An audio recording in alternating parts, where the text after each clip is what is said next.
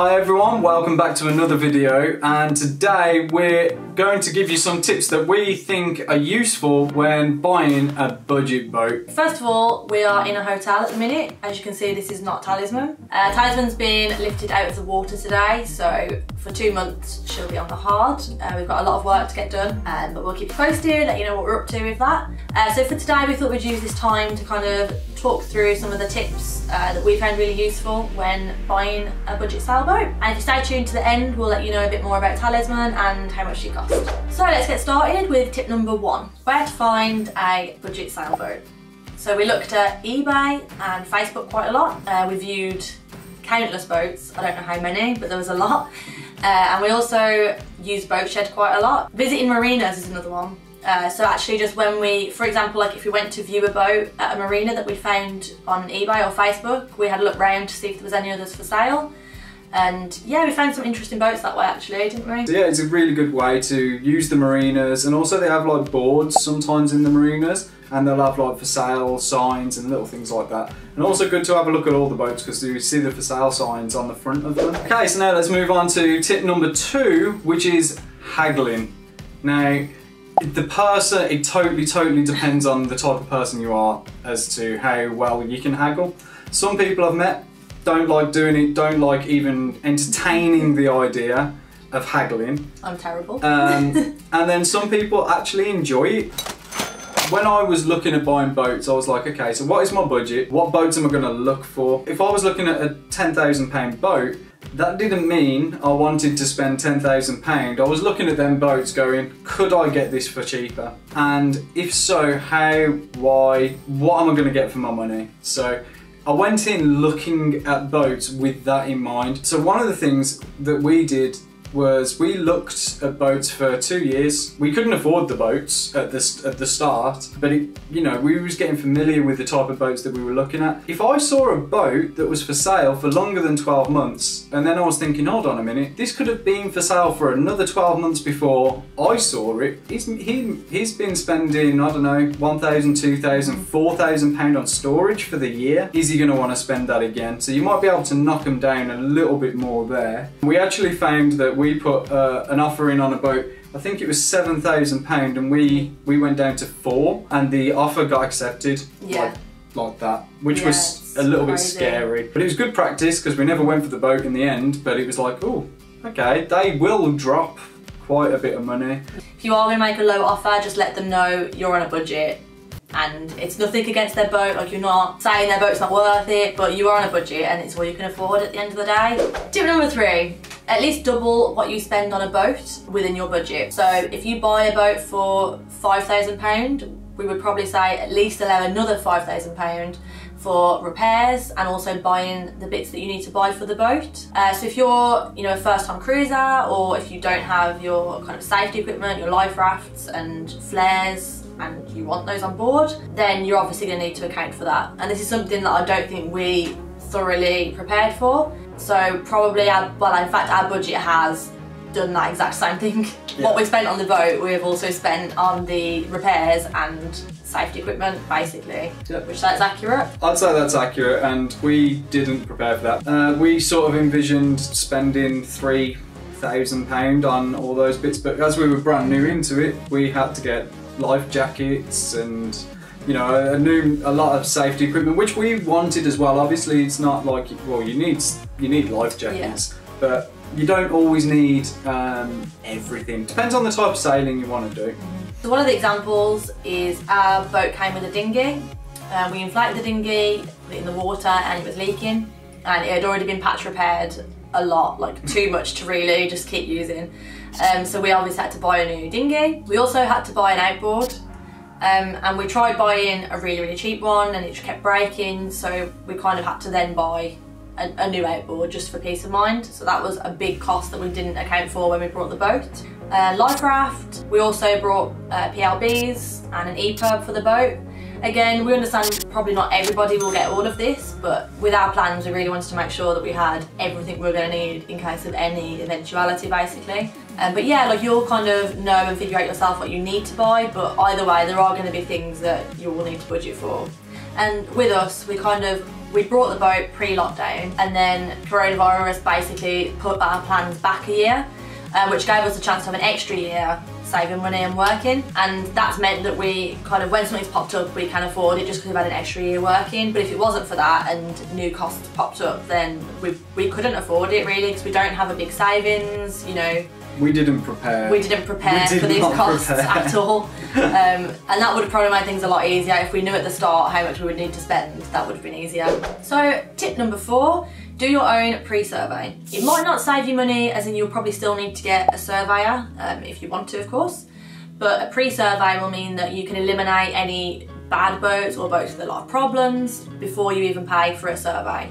So you can find all this information online. Literally, there is a wealth of knowledge everywhere. Facebook groups, forums, Yacht and Boat World, Google, YouTube, and there's all kinds of PDFs you can download which will tell you the checklist when you're walking around a boat for the first time, what to look for, areas to look for that are notoriously a problem on boats, and even specific boats. So you can see, for example, a westerly, and then you can find out exactly what really well-known problems westerlies have, and you can go and check that out, just to make sure that it's not suffering from anything too serious that you can't repair or will be too costly to repair. So we will include a link to the PDFs as well at the bottom of the video, because we did a load of research, and we've got a folder actually that we used that's got checklists. Obviously we didn't make it up, but we collated a lot of information throughout our research that might just sum up what you need to look for. Dave basically was the one that put these checklists together, and then together we'd walk around a boat, and they really do help. It gives you something to look for. You can kind of work through as a list, which is one of the best things,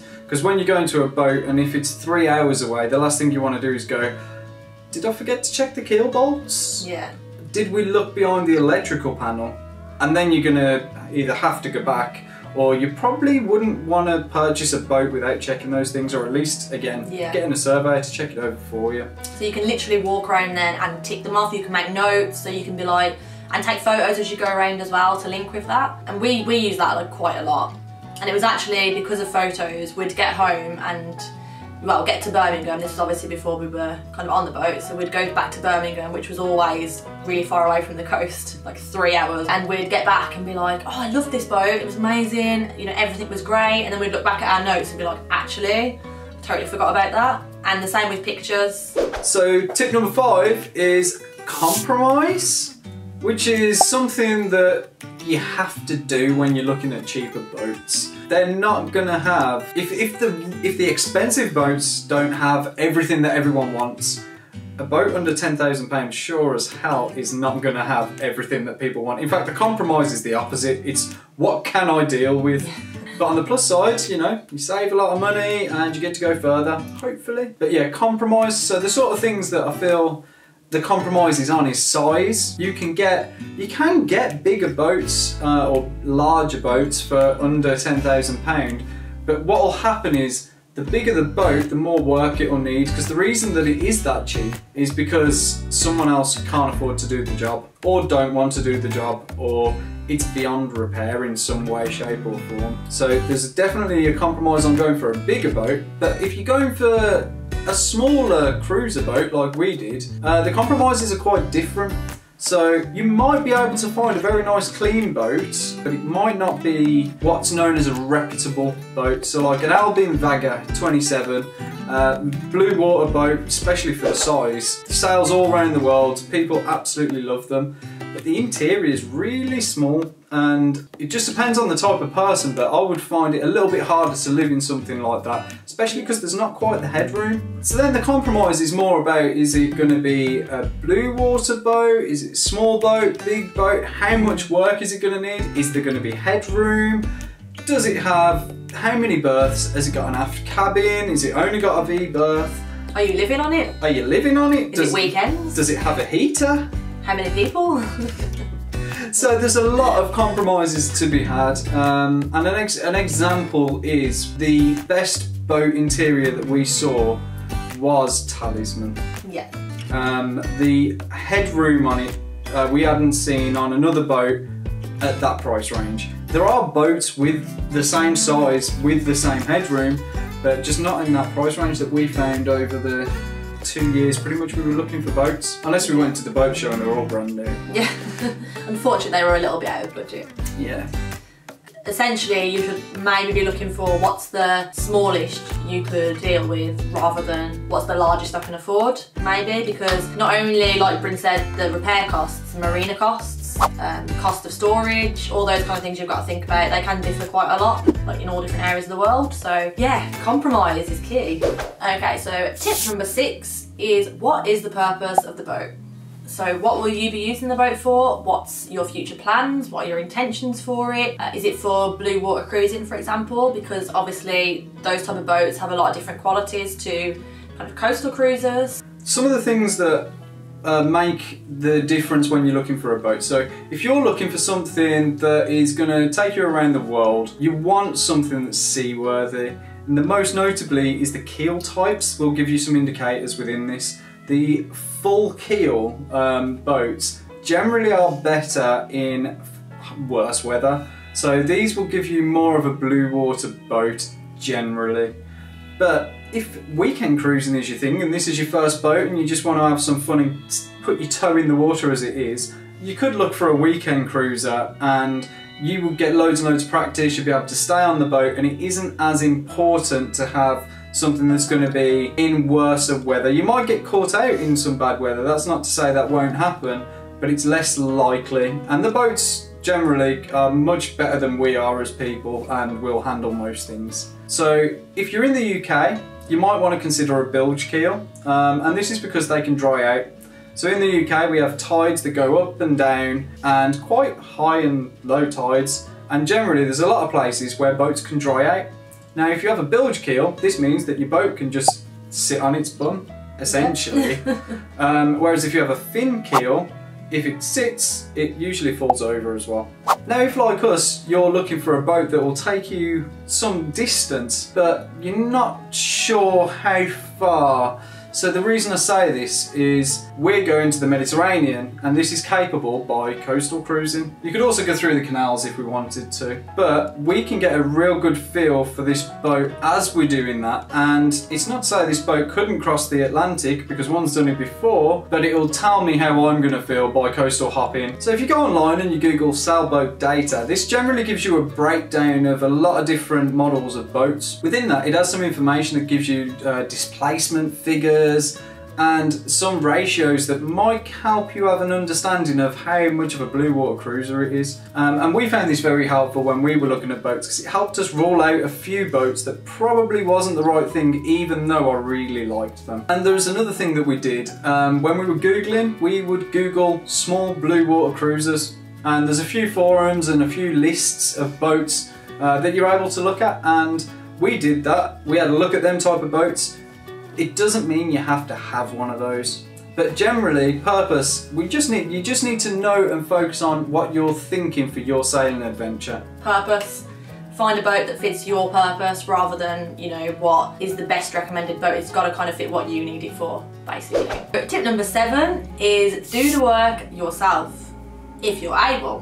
But on a budget, you do want to be looking at, you know, if there's work that needs doing on a boat, is it something you can do yourself, or are you going to have to pay for it? Because if you have to pay for it, that's obviously something you need to include in your budget. And even if it's something you can do yourself, you know, you're going to have to probably buy some things to do that, you know, tools or materials. But basically, you want to try and find a boat that has work you can do yourself. If it's things like anti-fouling and sanding, you know, you can learn that. You don't need really any experience. That's brilliant. If you find boats like that, yeah, 'cause it's easy work. It takes a long time, but it's easy work. Exactly. The key here is really, what are your skills and what do you feel comfortable doing? If you're comfortable with electronics, then if you find a boat that's got bad electronics, electronics on boats aren't really that complicated, but you have to do things safely. If you're comfortable with electronics, you might actually get a deal on a boat because someone else doesn't want to pay for a marine electrician. Or if there's problems with the plumbing, it's the same thing again. These are the type of things that will save you money in the long run. If you feel like you could learn it, yeah,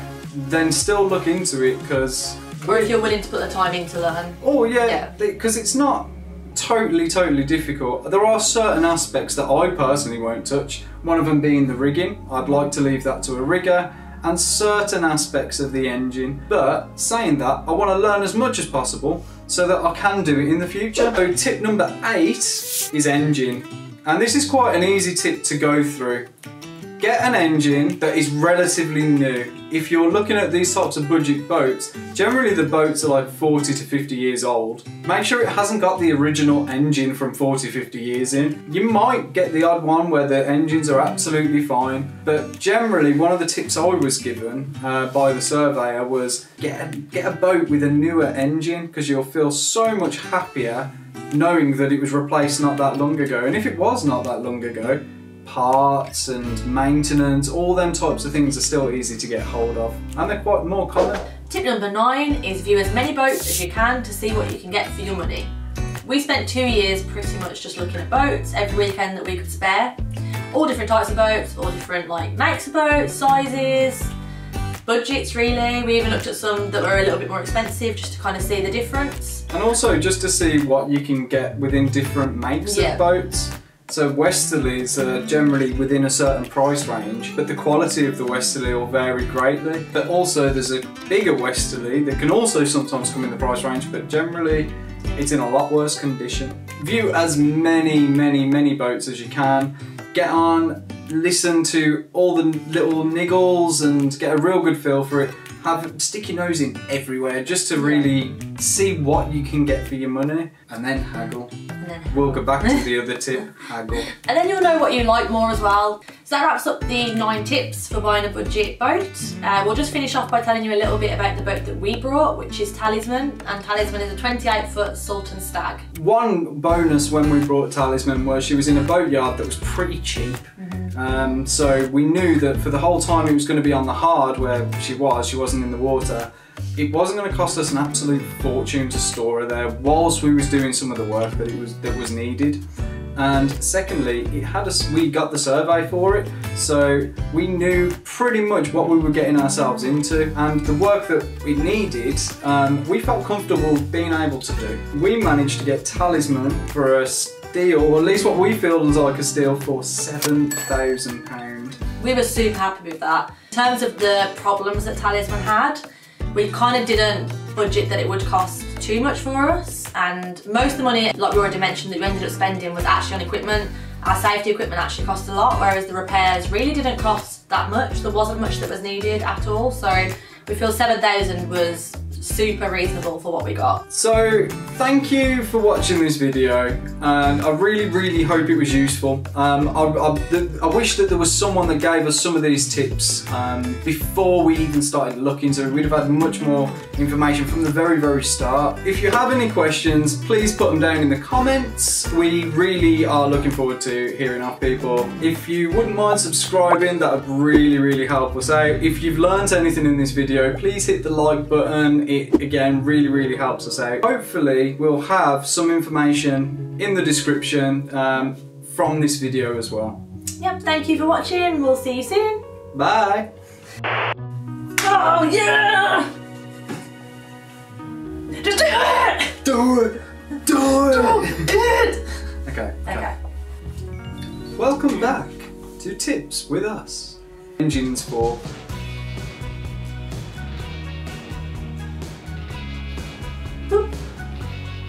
So tip number 8